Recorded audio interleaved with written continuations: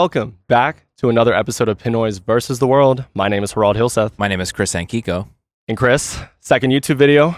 Been a sweltering week of heat in Seattle. And also, good to be from the home of Cal Raleigh, MLB's home run derby champion. Don't want to go too much into anything that isn't like TV related because we're obviously here for a very specific reason today. But how was your week? Yeah, I was not here for any of that heat. I went back to my parents' place. We were there anyways to celebrate some birthdays, but then my parents' house has air conditioning, so I was just like, hey, I'm gonna chill out for sure. So shout out to my parents. I know you're watching this. A Pacific Northwest classic. If you have AC in your house, that is gold. That is a platinum home. Absolutely, 100%. Oh my! But yeah, what a week! It's been hot. It's been lower 90s, upper 80s, which around this area and this part of the country is a lot to deal with. But we made it through, and happy to say that we went out. I actually saw Superman a little bit too. We saw it a second. Did you see it 3 times after we? I've released seen it 3 review? times. Yeah, 3 so times. I watched it once. Obviously, that one screen we went to. Then I went, I think, on that Thursday or Friday in Dolby. And then I watched it with my parents on the past Sunday. So what do your parents think about it? 3 times. Oh, they're watching. They liked it. Yeah, they liked it. Thought it was good. Incredible. I think it was definitely goofier than they thought it was going to be. So that's the one thing where they're like, oh, I was not expecting it to be like that funny. So your dad really liked a certain Marvel movie that Thunderbolts. Has risen up your rankings recently. He texted me after he saw Thunderbolts and he was like, that's the best Marvel movie I've ever seen. Wow. And I was like, damn. That's something. That's praise. That's something. That's praise. Yeah. I mean, you're giving a 4.5 out of 5 now. I've raised my rating since I've watched that thing probably 3 times now, and I got it out on home release. And incredible. Yeah. I just watched it by myself, and I was like, damn, this movie's really good. We love that movie. It's great. It just gets better every time. Gets better every time. We've kind of just been blessed with films this year in general. Go check out the Thunderbolt review on the RSS feed, not on YouTube, but. Before we jump into the main creme de la creme of this episode, obviously I wouldn't be wearing an apron if we weren't here today to talk about season 4 of The Bear. Kind of throw up the 4s. I'm thinking a couple weeks ahead of Fantastic Four, but the 4th season of The Bear, a show we dearly love. Just go through some housekeeping. Why not subscribe to the channel? This is the 2nd video. We're staying consistent moving forward. And talking about a TV show on the YouTube channel for the first time. Are we going to put a subscribe right here? Logo right subscribe. There? Let's see. I don't know. I'm excited. That's up to you. That's up to Jonas. That's up to Jonas. Yeah. We're going to do a little bit of editing post. You'll be seeing some growth, hopefully, over the months of the quality of editing. But it will be edited nonetheless. We're going to fix the whole thing in post. Everything. None of this will be in here. We're not even in the same. We're cutting this out. We're not even in the same court. Yeah. We're cutting this all out. Yeah. This is all done. But other than that, find us on Instagram at Pinoys Versus. And that is all. Hey, follow the RSS feed. Check out some old episodes of ours that we might be posting on this YouTube channel moving forward. But Chris, today we're here to talk about, again, a beloved show of ours, back for a 4th season, The Bear. How excited were you to have that come back? And we're, all dropped on, I think, all at once, 10 episodes all at once in the last week of June. So a couple weeks late to it, but finally caught up a little bit, got a chance, at least personally, to rewatch a few of our favorite episodes. And something I really enjoyed about the season. We'll have to jump into it in spoiler talk after the break. But Chris, you've got your patented original Chicagoland beef shirt on. I'm obviously representing the Bear, so both sides of the house. But Chris, let's throw it over to you to talk about some non-spoiler thoughts before we jump into the meat and potatoes of the season. Yeah, well, first of all, I got to say, if we're plugging like old podcasts, I believe we did a video, not a video, a recording on season 3.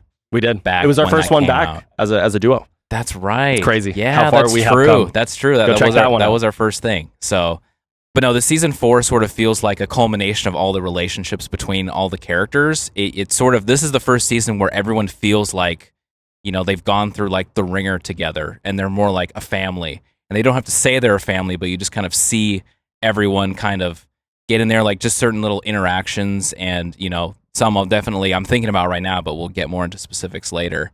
Yeah, it felt like everyone's starting to gel, and it's a season where everyone's kind of exploring more of like who they are and like who they are as people and who they are as a restaurant. While they're basically trying to like tread water, which is something that a lot of restaurants do. But it's kind of like a Sydney season for me. There's definitely a lot of like Io and Sydney influence. She wrote and directed one of the episodes, which is one of my favorites. And you can just tell that throughout the season, she kind of becomes more of a focal point of the show as opposed to Carmy. Season 3 was kind of a Carmy season, especially that opening episode where you kind of see like his whole life, life in the kitchen. This one felt more like a Sydney season, and I think for a lot of people, Sydney is like the much more like tolerable character to watch because of Carmy's tendencies. But even he sort of takes a turn in the season for sure, kind of like recedes into the background because of stuff he's working on. But yeah. Incredible. I mean, again, it's always tough to also talk about 10 episodes. It's like you talk about a movie, you can offer up, different type of thoughts. It's impossible to touch on every single episode and anything that you'll watch, especially a 10 episode season. I will preface what I believe to be one of my favorite seasons of The Bear. I mean, go through it. I was trying to make some notes earlier, thinking about what I would technically have ranked season 1 and 2 of The Bear. And I was really thinking about it long and hard, bro. And what I settled on was I think they are both perfect seasons of television. I think for me, both 5 out of 5. I'm going 5 out of 5 for season 1, 5 out of 5 for season 2.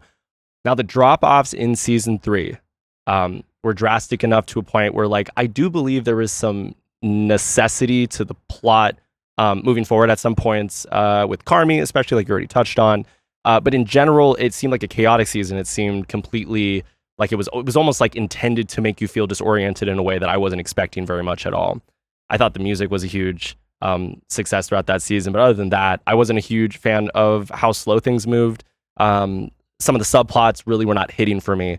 But, would settle at a 3.5 out of 5. Good season of television. Obviously, you watch it because you want to keep following the story of the bear and formerly the beef and seeing where they go from there. But season 4 is a return to form for me. It's something where, it starts as chaotic as ever. In episode 1, about the most spoilers you'll get out of this is what happens in the first scene, which is a pretty somber, but in my opinion, beautiful scene between Mikey, a flashback scene between Mikey and Carmy.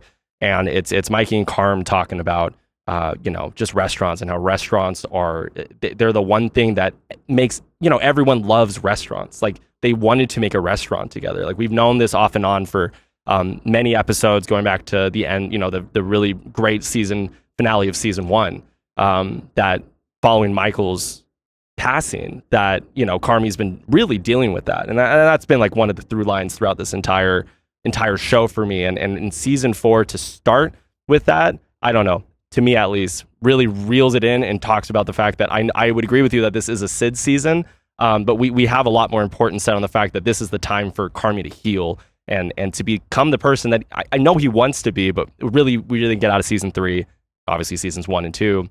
Carmy's a little bit of a menace, and he was a great menace in season 3, and I don't think you get that kind of Carm in this season. Yeah, I will say this, we're going to start diverging right away because I think that opening scene with Michael and Carmy, I thought personally it was unnecessary because it was just kind of like stuff that you already knew. They kind of wanted to open up a restaurant together.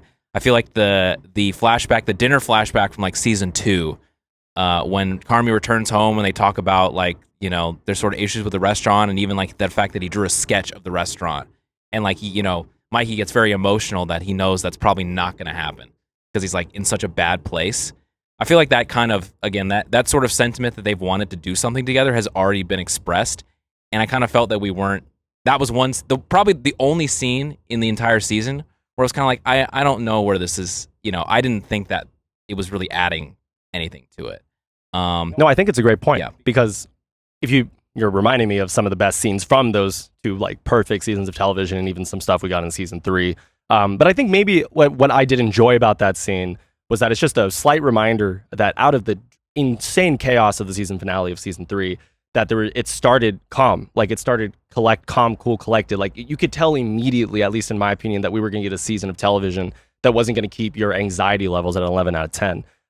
Which was something that was huge for me because I almost couldn't handle seeing all of my favorite people. Like I it's a show that gets you to care about the family structure that they were able to cultivate in the Bear, coming out of the beef and everything they had to struggle with just to get to where they're at. But something that like really I think carries through with the entire season is a bit more calm. It's character development across the board. Like almost every single main player from the wine tasting at the front of house to training new staff to the folks we bring on from Ever to join and help Richie with his work. Everyone back to Sydney and Tina and Ibra, Marcus especially. Like I could keep going on. We're going to get into this in spoilers later on, but everyone kind of gets their character development type moment that I think a show like this just was able to land. And I think Christopher Storer, Joanna Cowlow were running this entire season with, I don't know, like the main ability of this wasn't necessarily to end it, which before they had confirmed a season 5, you could probably end this season the way it is, and you can end this show with the season finale of season 4, in my opinion. But if it's Richie, if it's Sid, if it's Carm, the big 3 of this show, they all have huge character development moments that I didn't think we were going to get. And something I really enjoyed, especially on my rewatch, seeing how Richie has come from where he's at to now basically, he leads up to a big wedding, that obviously he's not the one getting Frank is getting married to Tiff. And it's like, wow, that's crazy. Sid goes through some insane tribulations. This is why I agree with you entirely that this is a Sid season. And the most impactful things that happen in the show up until the season finale are very Sid based. But there's a lot of good stuff with Carm. And I don't know, I kind of want to end it on saying that it's as comedic as ever as well. It's dramatic. You're making a lot of amends across the board, even intentionally or unintentionally, with family members. Uncle Cicero and the computer are reoccurring characters in this show more than ever, right? And I think there's a lot of really good stuff with them, and you get a little bit of Donna, you get a little bit of Moms back in the picture, and a few standout episodes in particular I think we'll talk about after the break. Again, even I'm struggling to keep this spoiler free entirely, because there's a lot of good stuff I think we want to talk about that is going to have to jump into some spoiler conversation. But before we get there, anything else for the viewers? No, I think we should just get into it. That's the biggest thing is that first 3 seasons people are beefing a lot. Season 4 they're not beefing. They want to eat beef with each other. They want to break bread with each other. They don't want to beef with each other. They want to see each other get better. They want to help each other where they can. They want to accept each other for their faults and see the growth that each one of them can provide to each other. They want to you can tell again they've kind of been through hell together, and you can just tell that they've all come out the other side, and they really appreciate each other's company. So I think that's probably the biggest non-spoilery thing. It's just at least for now is just they've just gotten to a place where they're comfortable with each other in a very real way. So yeah, and like they say in the show, especially and throughout season 4, when your personal life is kind of messed up, or your work life is not any better. We're gonna jump into this conversation about season 4 of The Bear shortly after this little break.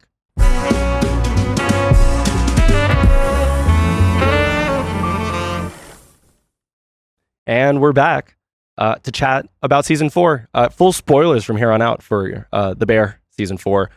I'm gonna, we talked a little bit about this before we came back from break here, but just a couple notes on kind of the release schedule and the way that they release these episodes on Hulu. Definitely a fan of the fact that all of the thumbnails are all food related this year. Can't really get any spoilers. If you did happen to get spoilers, which is something that didn't seem like it happened with you as much, but if you didn't want anything or any idea of what was going to happen in each episode, I don't think the descriptions and the thumbnails for each episode really spoiled very much at all. And same with the titles. But my one criticism that will then lead into our wider conversation about the spoilers here is that something we said in the previous episode. Each, if not most of these episodes from season 4, I think deserved a week-to-week drop. And it's something where maybe you can have some more time to digest. You can talk, the podcasters, I'm sure, would have enjoyed that a little bit more. Sure, can't make a single episode for most of these are 30-minute episodes, 30 to 40 minutes, except for episode 7, the big wedding episode. But in general, dropping these all in one little fell swoop, it's a very Bear thing. It's something that they've been doing. FX has been doing on Hulu with them pretty much since the beginning, right? I think every single season has been a full drop, like you said, more than a drip than a drop. And it's not something I'm the biggest fan of, but you deal with it in the way you can, which is why we're recording this now. Yeah, I bet you it's probably just an expectation thing. They started when no one was looking at them. That's what they did. They just dropped all the episodes, and they were just hey, people love it. Second season, drop everything. Third season, drop everything. Fourth season, I feel like it's just not. I mean, it would have been interesting if they had dropped week to week, but again, that's sort of against expectation, and also I'm not sure how much of a show, because they go through so many formats and stuff like that, and the cliffhangers sometimes they really like are very big, and sometimes they're not. So I don't know. I mean, it's just kind of that's just kind of the routine for the Bears, just dropping it all. A personal Harald take then in general, not a fan of the drop all at once. This goes for all shows. Drop that week to week. I don't care if it's a filler episode. I need time to think. I need a little less hyperactivity in my life. You feel me? That's so interesting that I think that it's like a general trend, obviously when our parents were growing up and even up until like when we were like, in middle school, high school, everything was weekly because everything was on TV. There was no like infrastructure to really talk about it for people to talk about it like this, but it was week to week. You go to school or something, or you go into work and you talk about it over the water cooler. And then Netflix came around, and then like a thing like House of Cards, that was the first like real like Stranger Things. House of Cards is really like the first Netflix show that like dropped everything and was just like, okay, like here's all the stuff, and then that sort of precipitated the growth of the streaming model and just the binge watching because. But now we're getting in the last few years, people want that return to like event programming. That's the one thing about like YouTube and, streaming in general is that it's very like asynchronous now. People don't watch everything. People don't watch things at the same time anymore. And a weekly release is definitely, I think you're kind of getting at what a lot of people miss is that like that sort of communal experience of knowing that everyone's watching something together and is able to talk about it at the same time. Whereas like when you drop everything at once, you don't know where someone is, or you accidentally spoil something in conversation. It's like, oh, I'm on episode 7, this person's on episode 2, and you've just completely ruined the person's experience, and you didn't know because again, it's very asynchronous the way it works now. Hey, shout out friend of the pod, Saul Garcia. Him and I were chatting day one of the drop, and he actually reminded me that this show had dropped on the 26th. I was like, oh my god, yeah, we are there. The Bears fully come out. He was like, yeah, I haven't watched too much of it, but he's like, tell me the pod's coming out. So Saul, this one's dedicated to you, my boy. Oh, what's up? What's up, Saul? What's up, Saul? See you this weekend. Yeah. But I won't, but he won't. Yeah. We'll carry it forward. Yeah. I will not be wearing the apron as much as I would like to be. Everywhere I go. Shout out the Bear. But we're gonna start, Chris, talking a little bit about not necessarily episode by episode. I think we'll talk a little bit about our favorite episodes at the end of the spoiler section today. But Carmy, we already talked about how the show and the season begins with him, and generally a conversation that I really enjoyed at the very beginning or towards the middle of episode 1 between Sid and Carmy, and it's just kind of generally Carmy's in a miserable state. We're left with the kind of average to above average review, where I'm assuming from the Chicago Tribune. A lot of really good things actually to say about Ibra's running of how the beef is still popping and the lunch window is only open. Shout out the beef a few hours a day, and that's doing great. But in general, they thought that coming off especially of that season 3 chaos, that just a very chaotic front of house, back of house. It's kind of difficult. There's a lot of care that they put in to the beef that we evidently see throughout all the episodes leading up to that, but just a little bit too much chaos, and the food's not making up for it. But it's also kind of a redemption season for Carmy in almost every single way. It's his apology tour. Like in the first few episodes of the season, he kind of has he's a scene with Ebro where he's kind of just like apologizing to Ebro, even though Ebro's like, you don't have to apologize to me, Carmy. Like he is just trying to create opportunity. He, obviously didn't want to end up in a situation where he was going to culinary school. This was like what he wanted to continue doing. And even, someone like Ebro, who is a side character, but a very important part of this core family. And obviously the most important part of the reason that maybe in season 5 we'll be getting a bit more profitability for the restaurant as a whole, with the beef stand still being so popular. It's just like, you don't got to apologize to me, Carmy. And I think Carmy like leaves a lot of space in the season to listen and not talk. I mean, there's still a couple blow up scenes, especially between him and Richie, so we reach the back third of the general season. But yeah, I want to toss it over to you, Chris, to think about what you thought about Carmy throughout the season, his incredible character development. And maybe we'll save what happens in episode 10 for the end as well. But just in general, how you saw his character and everything that came pretty much from the beginning of the season to the end.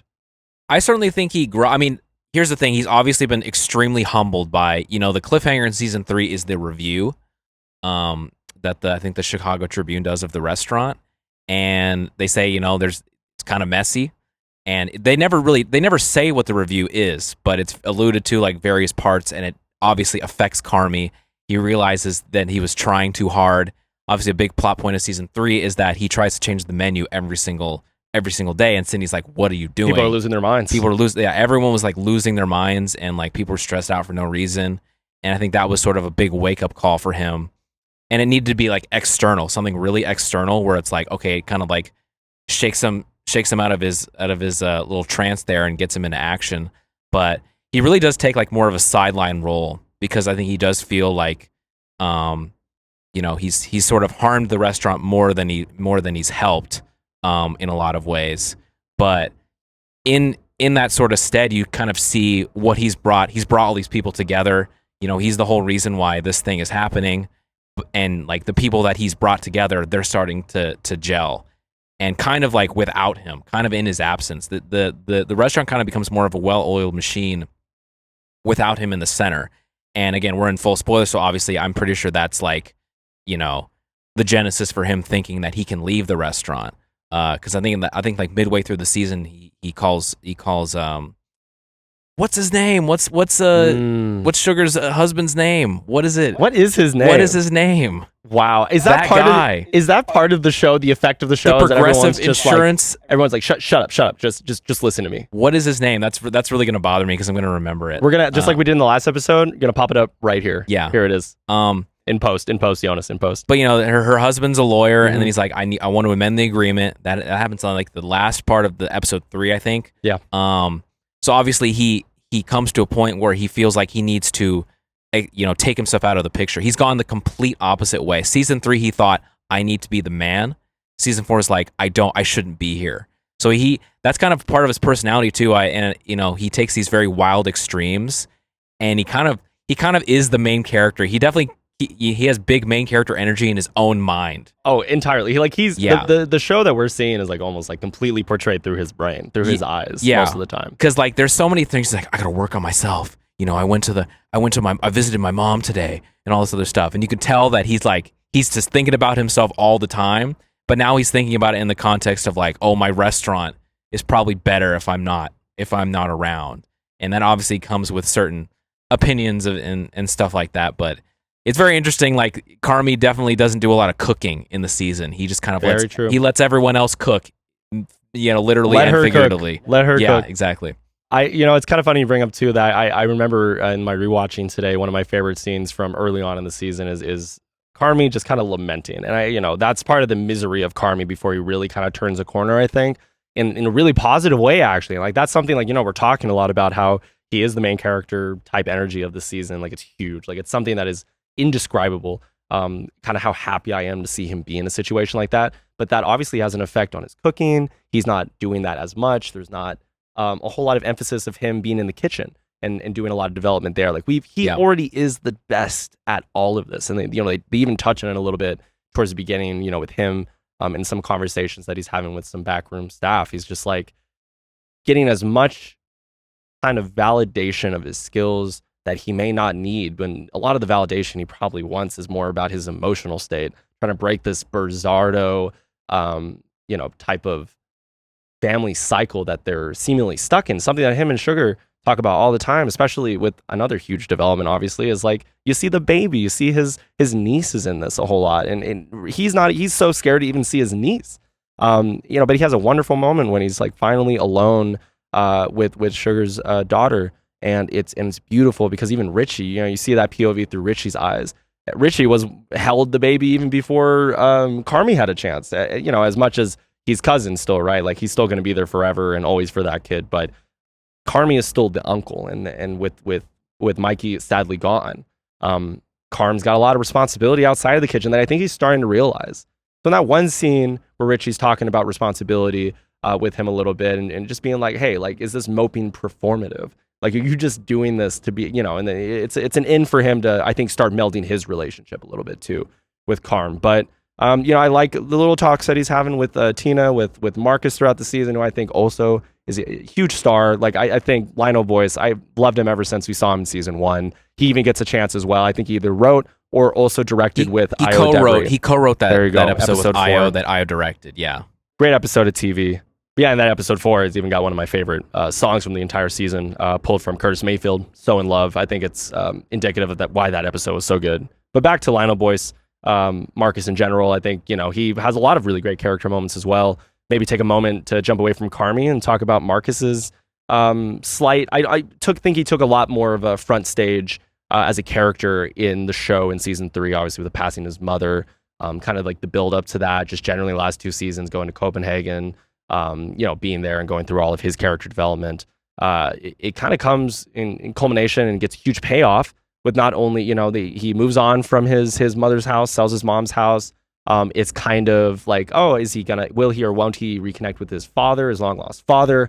But at the very end of the season, Chris, he gets the plaudits that I think made it all worth it. And just, again, another indicative moment of like, hey, we've got each character that we care about from the Bear really getting a lot of love, and something at the very end of the season that makes us like just smile.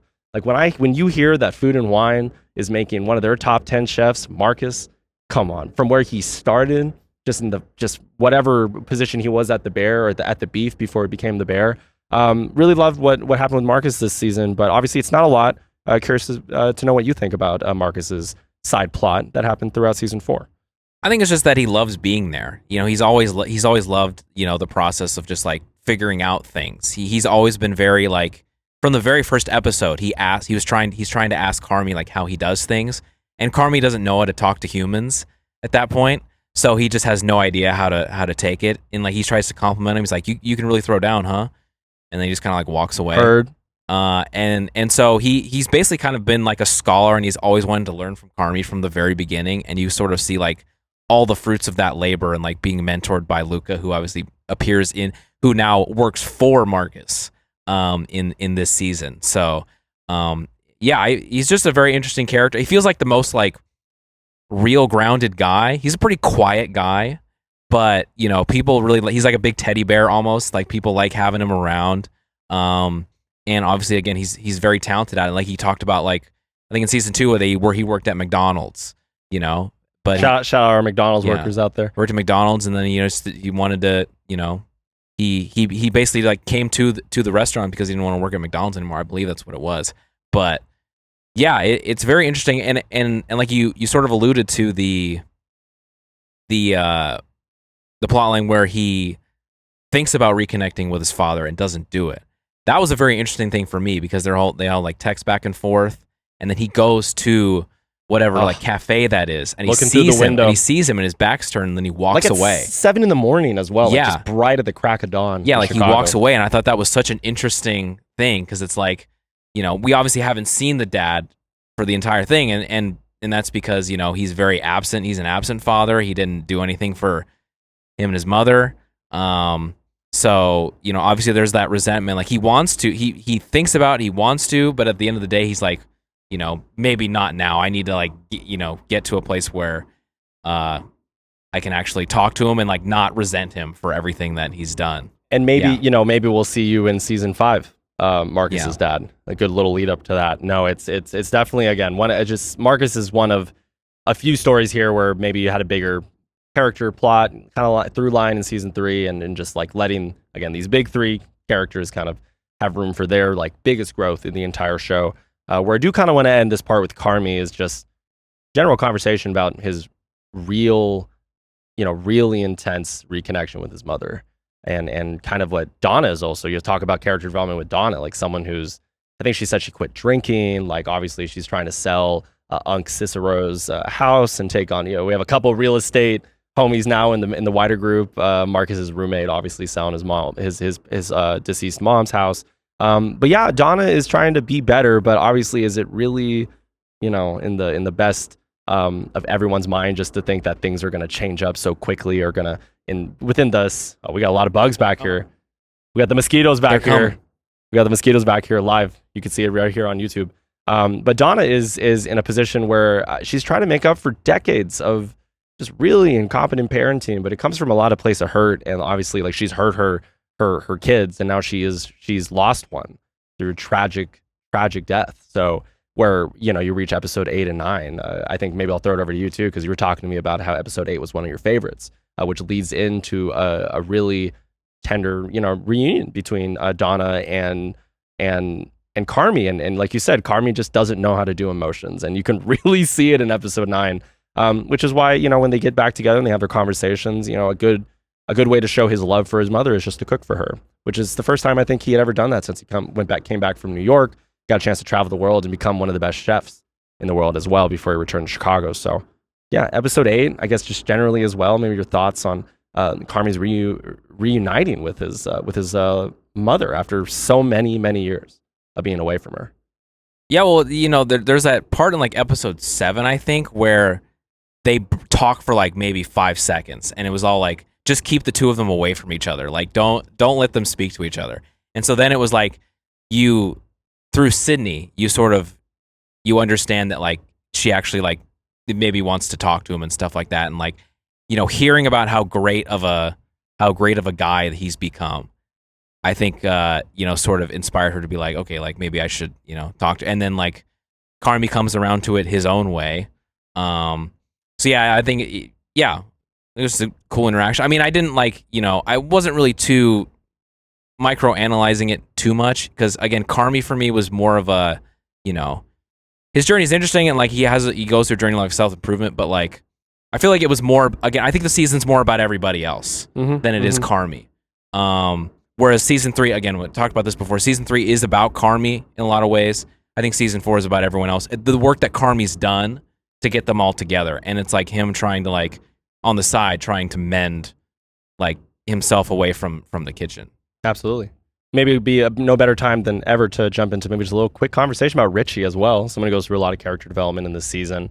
It's again chaotic as ever in episode 1 between the entire crew when Unxis Rowe and the computer walk in and put down the big old clock. I think it's like 1,440 hours, just about 2 months of time until they're basically like the safety net's gone. And here's Richie also having to crash out, a very valid crash out in many ways, considering how far he's come already. But obviously, his ex Tiff is about to get married to Frank, who everyone thinks is a lovely guy. Even him, he's like, wow, Frank's really a nice guy. But, it starts with him freaking out about a expensive bear that he couldn't get his daughter. He obviously has a beautiful relationship with his daughter, but now it's kind of balancing out with like what's his daughter's relationship going to be with Frank, and will he show up to the wedding? Will he be a factor for helping the wedding in general? Like, it's always on his mind throughout the entire season. Richie, someone who's already come such a long way. We reached the wedding episode, which is probably the best place just to dive right in, because he's still doing a great job at the bear. He has cleaned up a few things, has a really beautiful moment where in episode, at least the end of, I believe it's episode 3. Well, yeah, my favorite episode, Scallop, where they're planning a whole fake snow event for a cancer survivor who's there as a public health worker, just trying to spend their gift card and celebrate being free of cancer in many ways. But Chris, Richie, good season for the boy. I think he comes around in a lot of ways, and he's there for his daughter, there for Tiff, and there for Frank, surprisingly. Where a lot of his character development happens outside of the kitchen. Yeah, well, I think the big thing for him also too is getting all those people that he met at Ever. Shout out our 3 Filipinos. He gets all 3. Yeah, all 3 of those people are Filipinos. Crazy. Didn't realize that we were looking this up earlier today. And that Jess, the actor who plays Jess, is also, the dad was a quarter Filipino. Yeah, I believe. Yeah, which is wild. Andrew Lopez, Renee Gube. Yeah, just wild. But no, he kind of is. Everyone's kind of surrounded by their version of family in this season. And Richie is definitely no different. Again, the whole thing with the fake snow is him sort of realizing what his version of like the Ever customer experience is. He obviously wants, that going into Ever as a stage in season 2, like changed his entire outlook on life. Some would maybe say too quick. A little bit too quick. Like, all right. He's there for like what, 3 or 4 days or maybe the whole week. And then he just like all of a sudden is like a changed man. And he is that guy basically all the time now. So he's always thinking about how to like, optimize, or maybe not optimize isn't the right word, but just like make every experience as special as like it possibly can. And he's very like sentimental about things. He talks about like reading and how much he likes Philip K. Dick. The author. He loves Philip K. Dick. He loves talking about that, and you can tell he thinks about a lot of like random things in his mind. But yeah, again, this is Richie this is more kind of him even more emerging from like his chrysalis and becoming more of a proverbial butterfly in his own life. And then again, that's helping like his daughter like accept this second father basically that she's about to have through this wedding. I mean, hey, probably no better time than ever to just jump into talking a little bit about the under the table scene as well. I mean, something that's like really big to Richie, really big to Tiff, really big to Frank, really big to their daughter. And like you get the whole crew, and I know this is maybe something I don't even know if we differ on this. Like I do think it was a little much. It takes like three. It takes like 3 hours for everyone to get under the table. So many, yeah, so many. We got the facts. Yeah, we've got the wider Bear family. Got all the bears. The Berzattos are underneath there. Yeah, Bear himself. Claire Bear is underneath there. Wow. But yeah, no, Richie comes probably the furthest of any characters throughout any of these seasons of television for these, especially the big three. Yeah, and I mean, it's just more of the same. It's like, hey, Richie is a better man for caring a bit more about himself, just being a bit more like considerate. I mean, he's still Richie, he's still cousin. Like he's gonna be loud, he's gonna be a little brash sometimes. He's gonna, be Richie. And there's not a really, I think another way to say it. At this point, we're in season 4. We know who he is, but he comes around a little bit. He's not letting the teddy bear get under his skin as much, Chris, which is a good thing for him. How about we jump into talking a little bit about Sid? As I'm going to just toss it over to you right away because, I mean, you already said at the very beginning, it's the Sid season, and I completely agree with you. And I think there's a lot of stuff to talk about, so get us started. Man, truly where to start. I mean, it's the Sid plus the Io season. Again, we've alluded multiple times that like she wrote and directed. I believe it's the 4th episode of the season. And, the big plot line with her is that is she going to leave the bear? Is she going to take this Shapiro from Ever's offer to basically be second in command of this new restaurant, which is, basically in essence taking a lateral move, but with the promise of a little bit more than lateral from Shapiro. And it's very interesting how he tries to like sweet talk her. And I feel he's just a little too enthusiastic about getting her all there the time. There's that uncomfortable. There's that one scene where he invites her to the restaurant. It's like, what kind of music do you play? I mean, like, I love this rap music or whatever. I forgot exactly what it is, like, fellow kids, so cringy, kids type of energy for sure. Absolutely. But Sid really has to. She really grapples with like, do I leave this family that even though I love them, they stress me the hell out?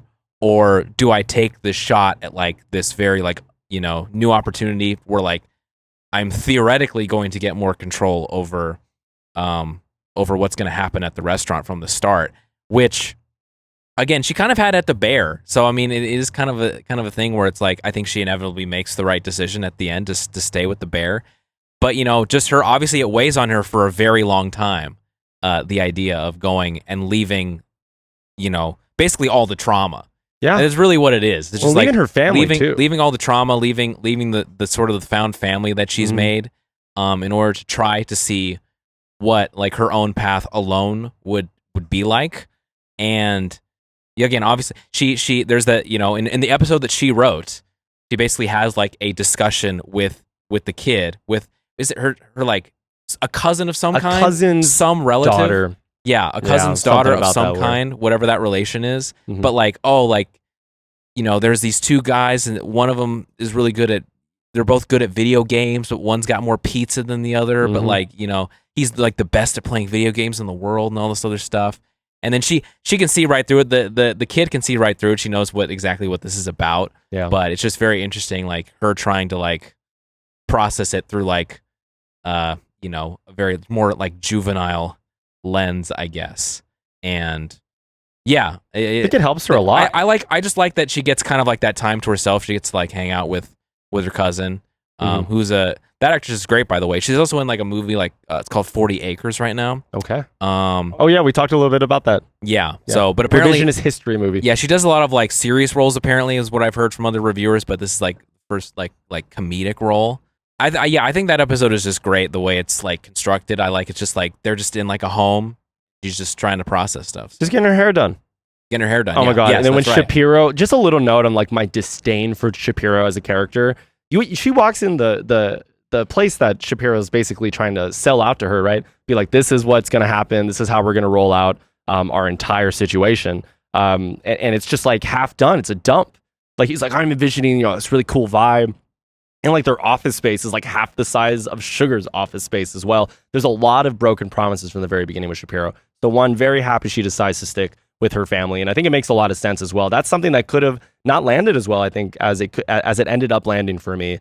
So happy that she ended up choosing the right direction to stick with her family, because Shapiro, absolute joke. But shout out Sid for making the right decision. I think it's all about like the fact that Sydney at first, when she wanted to work for Carm, and like was like really excited to prove herself to him basically, and she was in this season with Shapiro, she's more in the position of like being wanted. Yeah, I think that's something that was very that's why it weighed on her so much, is because like someone wanted, despite her reservations with Shapiro, like she obviously was wanted. Yeah. And so that's something that she grapples with. It's an interesting take too. I mean, she's also opening up with a lot of other people. I think there's something to be said about the character growth between Richie and Sid, just to do a little like through point right there for the bridge. Start off with getting stabbed in the ass, to being Richie's +1 to his ex's wedding, which is I just think is so funny, the way a number of ways that this show is able to squeeze in an extra member of the Bear family, the wider Bear family, into attending Tiff's wedding, when Frank's like, who even are these people? Like the Berzattos, I get, but like why is Marcus's roommate here? Which was also kind of a funny, that dude's crazy throughout the entire season. But even in that wedding time, she opens up a little bit to Donna about how her very special story that she never still by the end of the season doesn't tell Carmy about. I traveled to have a very expensive dinner. I took on interest. I took on a loan, pretty much, all the money that I had in my savings account to try your son's cooking, something that I should not have gone out of my way to purchase, but I just want to let you know, pretty much, your son's incredible. That's a great call out. One of my favorite scenes of season 3. Yeah, absolutely. Just like seeing her, like, because she's got like an afro back in the day, and she's like extremely excited. Not only that, what I remember from that scene, what Sydney does not know about that interaction. Well, one, she knows that it was good, but I think the fact that also I know when her card comes in, it's like, oh, she has this allergy, and like he changes the recipe a little bit and like puts it in and serves it out. So it's like, again, it's how considerate he is in his food. She klarned out. She did a payment installation plan just to be able to eat. Did she really? Did she say that? But she did say she said, look, I could not afford this meal, but I had to be there. Yeah.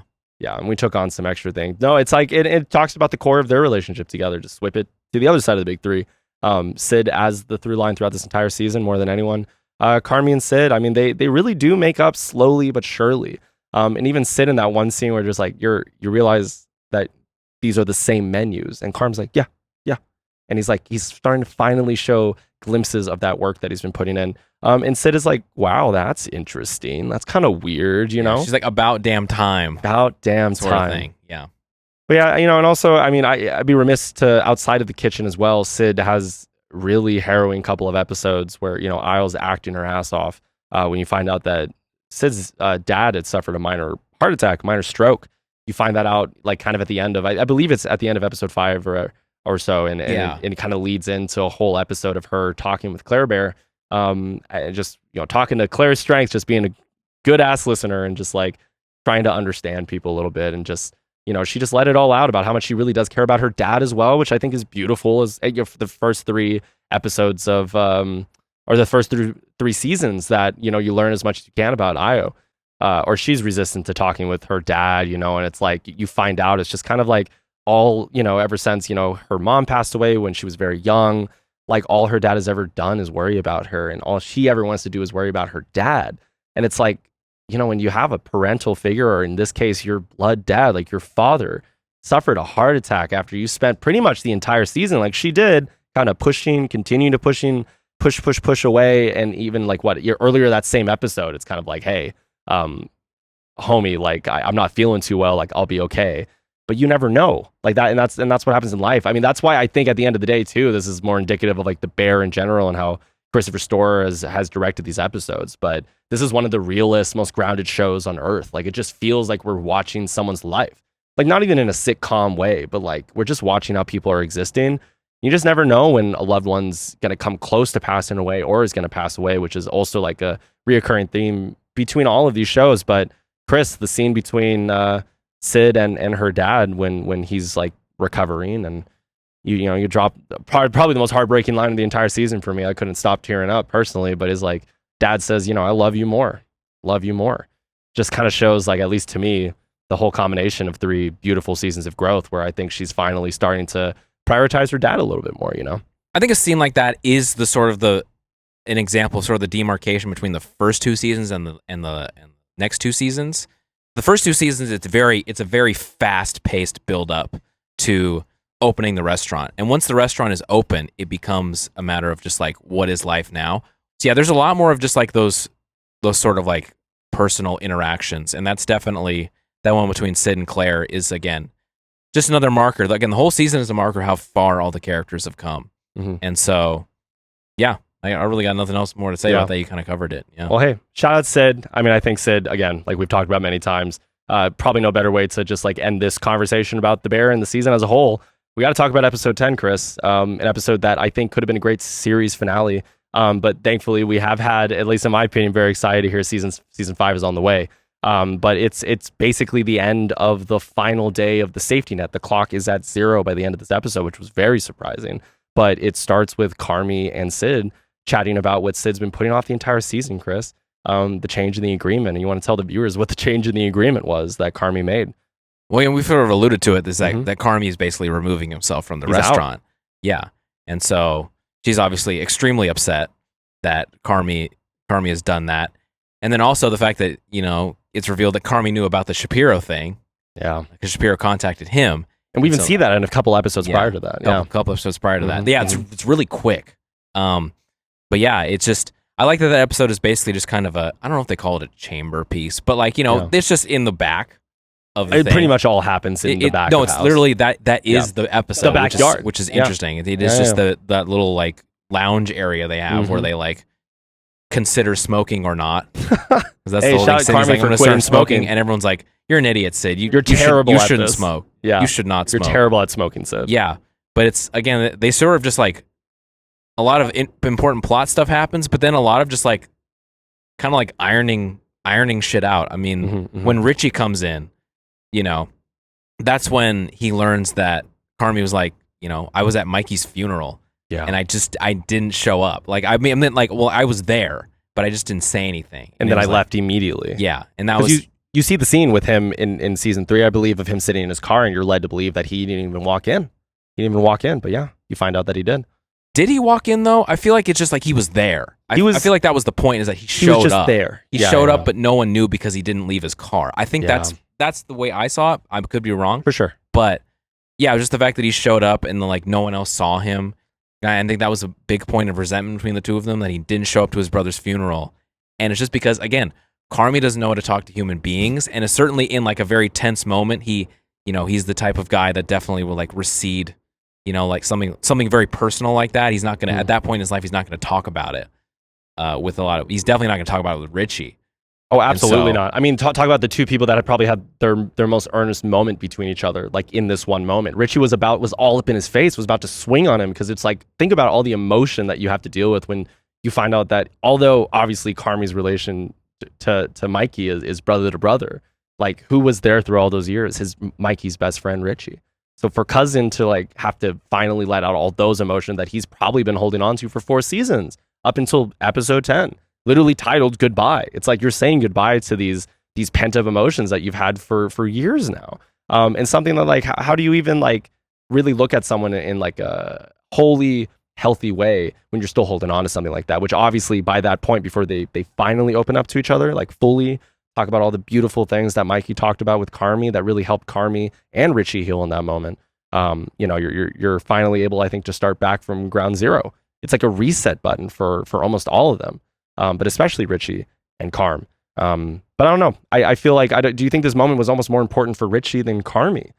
Because he's letting out a lot, and like you've had the whole season for Carm to kind of, he went back to in-person group therapy throughout the season. He's reconnected with Claire Bear. Like he's talked to his mother. But Richie, outside of everything with the wedding, it's been a while since we've seen him blow up about his best friend passing away, which, I think is also super valid. He is a part of the family. He is a Berzatto, even if it isn't his last name, I just think it's probably, again, just sort of another marker in like Richie's character growth, and that he's able to like forgive him very quickly, and being like, kind of like being able to turn focus, be like, it's an honor to work with you, Sid. I think that was cool. It's like, hey, like it's a fucking honor. I think it's just, it's just kind of catharsis that everyone needed. And I will just say more of a big picture thing. I think that, you know, not many shows are going to end a season with basically three and then I think like four because Sugar shows up. Yeah. Like actors just in one spot for 30 minutes and just them like talking to each other. Yeah. Like that's like a, you know, that's a big like point of like trust in your actors. Basically like not doing any tricks. You know, I don't know if we're going to do what we're watching, but I'll just kind of preview mine. 12 Angry Men is a movie that I watch. It's like one of the IMDb top like 10 or something like that.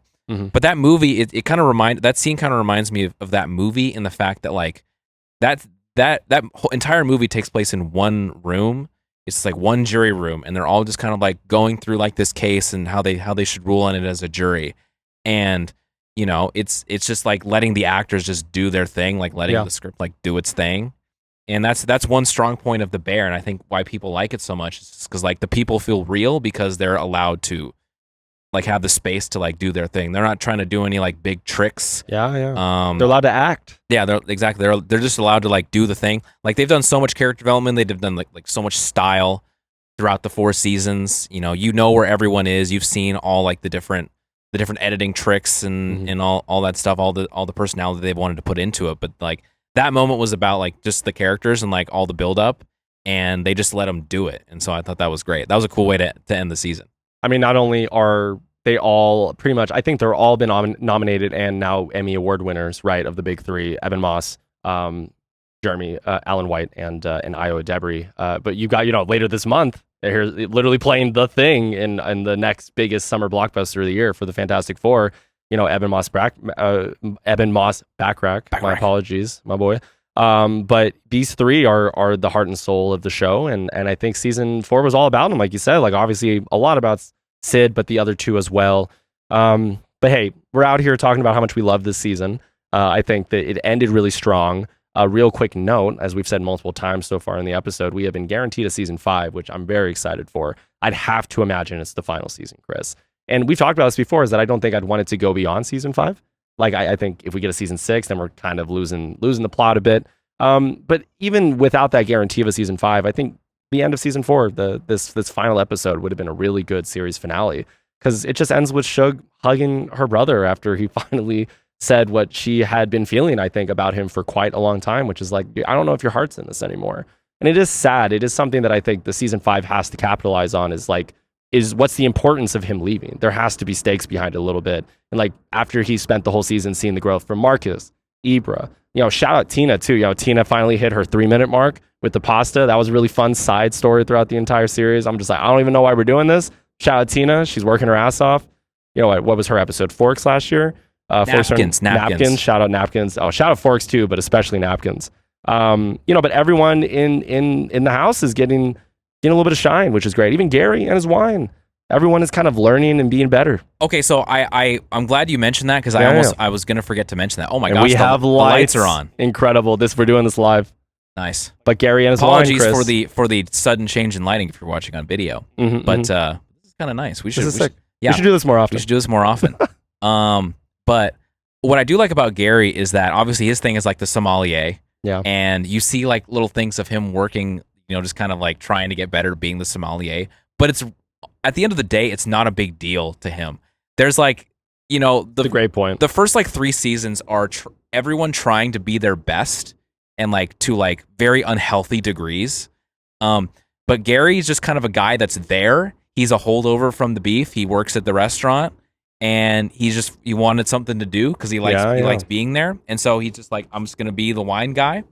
And there's like this one scene in episode 8, and it's probably one of the reasons why it's one of my favorite episodes, is that normally, because basically the scene is like he's trying to sniff the wine and like guess the year and like what kind of wine it is. And the facts, there's 2 facts basically near him, like, you know, like what is it? And they know the answer to the question. And he gets the year wrong. And he's like, "Oh, damn it! Like, really?" Like, and they talk about how the wine smells like Skittles. Smells like Skittles. Smells like Skittles and all that stuff. But it's like, again, I think that's kind of what the season's about. It's not about, you know, the obsession about being your best and like the pursuit of perfection, like the first like 3 seasons are. It's just like, this is what like kind of life's about. It's like, you know, just having fun. Like, you got it wrong, but like it doesn't matter. Like, what matters is like these three dudes like really enjoy like each other's company sort of thing. And again, it's not about being the best, because like at the end of the day, like being the best, the perfection, as Carmy sort of demonstrated, is a very like lonely pursuit. And he's realized after the fact that he needs to like let more people into his life and let his family back into his life. And I think that's, again, that interaction between like Gary and the Facts is just like, that's kind of what Carmy's built. And he hasn't really gotten to enjoy for himself, because he's like very hard on himself. Hey, a great point about the Facts as well. Like, I think it's a strength of season 4 is that kind of like a through line with the Facts. Neil and his brother, and even Francine. Eventually, we have to shout out Brie Larson as probably like the biggest random cameo in the entire season. Her relationship with Sugar is very interesting. Don't have much to say about it, but yeah, watch the wedding episode. It's a great episode of TV. I do have to say about those like little character moments that happen outside of, again, the big 3 characters that we're following in the Bear family, the wider Bear family. Are all kind of just like little funny moments that kind of, again, maintain for me. This is a show about comedy. It's a show about life. I mean, you said it perfectly. It's not about perfection. It is about doing the best you can and like really enjoying that time you have with the people that you love. And like at this point, the entirety of the Bear, everyone like kind of messes with each other. Like they all love each other in different ways, for their faults, for their strengths. Again, like a great note on Richie and Sid that you brought up earlier is that like, hey, Richie's out there talking up Chef Sid and how incredible her scallops are, and like just that, again, something I really liked about episode 4 was just the general vibe just seems so much more positive. But it also just like the glue was there where it wasn't there in season 3 as much, if at all. So an episode like episode 4 scallops, where it's like, again, underrated Sydney episode, starts off with her putting a lot of care into that, to have Richie recognize that, talk to what I believe is just another reviewer, right? If it was the food and wine guy or someone that just came along the way and got to see the beauty of how the Bear's operating. It's like the beauty and imperfection. And that's kind of like what I didn't like as much about season 3, is that it was just so much anal, like Carmy comeuppance on being like, hey, like everything needs to be here. We need the star. We need the Michelin star. I don't think they mentioned the Michelin star once in this season. You know what I mean? And I really like that. I think the only time he mentions it is at the very beginning of the season. Like, how are we going to keep this open? And Carmy's like, we're going to get a star. Yeah. And then after that, you're right. It's never mentioned like ever again.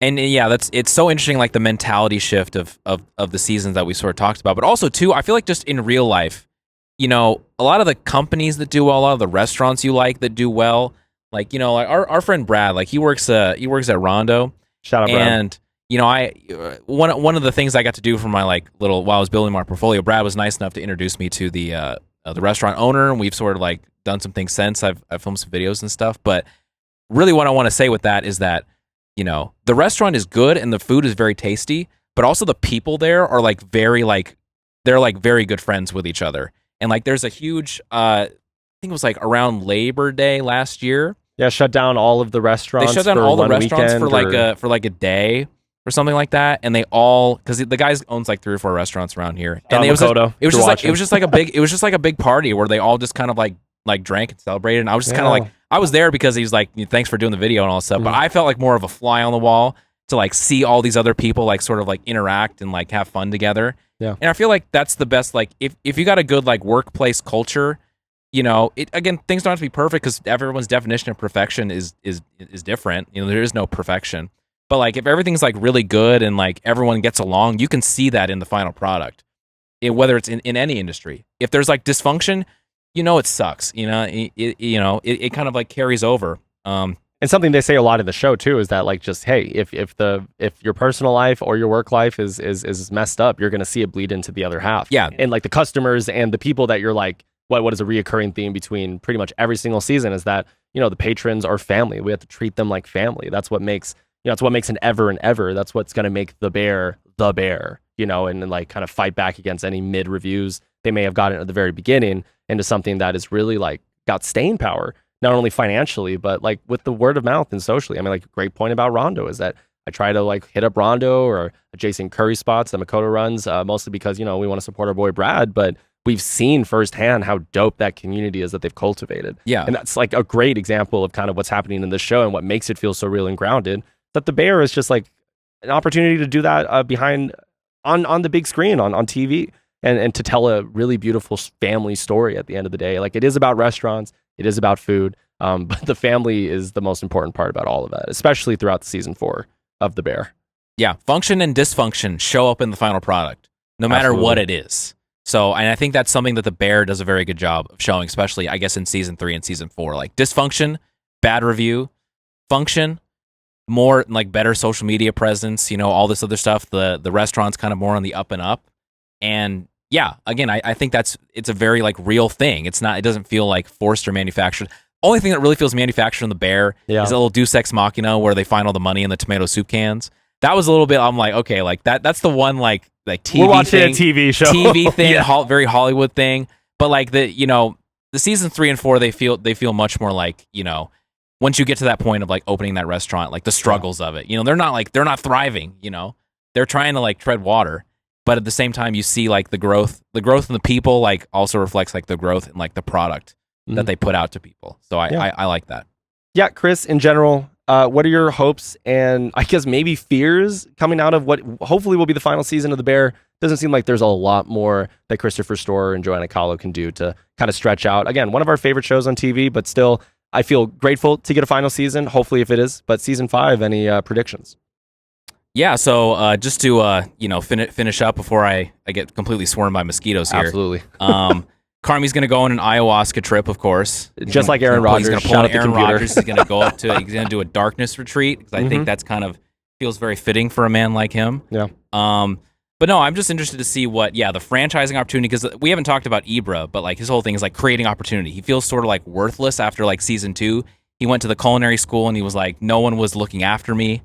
But now he feels like he can be of use in this new scenario. Working with Rob Reiner. Yeah. And so it'll be interesting to see where that goes and if that's going to become like its own restaurant again. It kind of reemerges as a new refined beef 2.0 sort of thing. With Ibra at the helm. Yeah. And then it's really about like how much they stretch out like, Sydney's arc and like if she really becomes like the head of the Bear, as Carmy like kind of like chummily put it. And we haven't even mentioned yet that that was the one agreement that Sid had, is that Richie had to be on the agreement. He is now a co-owner operator with Sugar and Sid to operate the Bear, pretty much taking Carmy's place. So Richie, rising up to be able to do what maybe, if his best friend was still there, might have still been there to do. But I thought that was also an incredible moment. So yeah, it is. I kind of agree with you. We're going to get a lot of opportunity to see how they're going to run the Bear. What is Marcus going to do with all this newfound fame, et cetera, et cetera. Many characters that we could probably theorize about. But I'm ending on this. Thought it was a really great season of TV. As difficult as it can be to provide a number score like we did, Chris, what would be your number score on season 4 of The Bear? 8.5 out of 10. That's it. Amazing. Yeah. I'm going to go a little higher. I'm going to hit with a 9 out of 10, a 4.5 out of 5. I really love this season of TV. And yeah, you've already heard us yap about it for quite enough, so you probably know why we like and what we don't like about the season. But yeah, like we were saying before, we had to go to a little bit, probably cutting in and out with using a little bit of B-roll, is that we are getting swarmed by mosquitoes. So unless, Chris, you've got anything to talk about with what you've been watching, do you want to start us off with maybe something off, and we'll hop out of here before the mosquitoes get us? It's cooled down a little bit. It got real bad there for a few minutes ago, so I'm able to survive here for a little bit. But 2 ones I watched recently were, again, I sort of alluded to 12 Angry Men. It's about like sort of this jury sort of debating about like this 18-year-old who's on trial for murdering his father, and it's a legendary movie. It's like they sort of debate like the judicial system, like racism and like racial prejudice and all this other stuff, and like, even just like the particulars of court cases. It's a very interesting movie. I kind of recommend it. It's a very like simple movie, but it's just like so riveting. It's an hour and a half and it's just people talking, and it's crazy how good it is. And then the other one is very, very different. It's the Police Squad. Yeah, the original. The original Naked Gun Police Squad movie from 1988. It is very, very funny. Seattle Mariners are featured in it. The main character frisks the bodies of many Mariners players. So that was fun. But it's got a lot of fun gags, and I know the new one's coming out. We'll probably talk about it on here. So yeah, that was great too. Incredible. What about you? I got a couple things. I was just recovering from illness last week, so I was only able to really read a lot. I'm not going to include any B-roll of the anime that came out because this is one of those rated R, M for mature type stories. But one of the greatest stories ever told in manga, Berserk. I'm finally working my way around to it. I think I'm halfway through, maybe 40 chapters in by the time that this episode will drop. But it is incredible, something I would highly recommend, not for the kids. Maybe if you're getting to being like 16, 18 years old, I could recommend you jump into reading that. But I've had that recommended to me for years. And I just want to put my little note here. I did also get a chance to see K-pop Demon Hunters for the first time. Oh yeah, you did. Yeah, okay. really enjoyed it. Cool. Like I got to do. I shout out Audrey Nuna. I definitely see what you were talking about, especially with your review last week. Yeah. I think I might have liked it a little bit more in terms of like score. Gave it a 4 out of 5. Thought the music was great. Like we both probably could agree on. I've been listening to Golden nonstop. Number 1. It's very good worldwide still. It's very good. The music is they're just It's bangers. great. The music is great. Even free. God, there's so They're many all good songs. They're all good. I have no complaints about the music at all. Yeah. Obviously, there's a little bit more I'd like out of maybe the relationship between, with Genu, especially at the very end when he just kind of like whisks away, trying to save his girlfriend. But, Hunchik, shout out those girls. Shout out Audrey Nuna, Ray Ami. Like, there are some real talented artists that y'all should check out that voice those characters. But, yeah, nothing more I can probably say that my co-host Chris didn't say already. 4 out of 5 for me. Would definitely watch it again. Fun movie to put on in the background. I know it's getting a lot of love right now. So, took them, 7... It's getting a lot of love online. 7 out of 7 years, I think it took them to make the first one. So maybe they'll get some funding for the second one with how popular it's been. Okay. But Chris, I mean, hey, I know we got mosquitoes on our mind, right? Yeah, we're gonna die soon if we're gonna pass out here in a second. Yeah. So unless you've got anything for the viewers / listeners, absolutely not. Absolutely not. Let's leave. Shout out The Bear, season 4. And thank you again for watching this episode of Pinoys versus the World. As always, brought to you by our executive producer, Jonas Hyllseth.